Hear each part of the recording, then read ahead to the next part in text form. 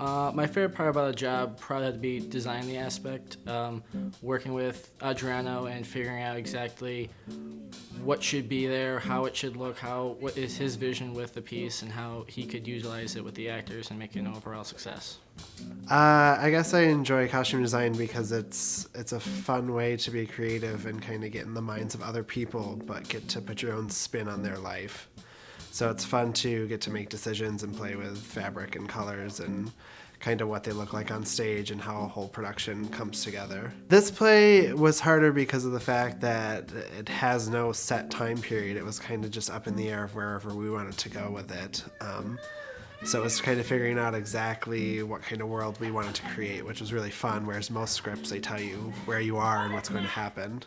This is the second time I've worked with a Shakespeare play, my first time designing with one, so it's very interesting working with a piece that has unlimited potential, and there could be any 1,000 interpretations of how it could be done, so there isn't like one definite way you could design this set, so there's actually a bunch of opportunities to design and figure out what you want to do. So trying to figure out exactly what his vision was and how to interpret it in physical set-wise is probably the hardest part of doing it.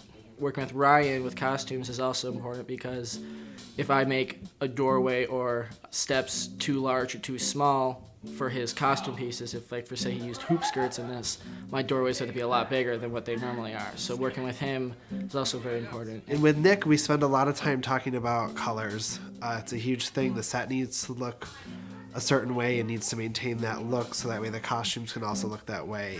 If the set was going to be painted bright yellow and I put someone in a bright yellow dress, they just don't read as well on stage. Oh, it's such a great feeling, being able to like look at a piece of paper that you started designing and drawing on, and then putting it down, looking up and seeing your set, your vision right there in front of you, and having an entire audience look at it for 2 weeks straight.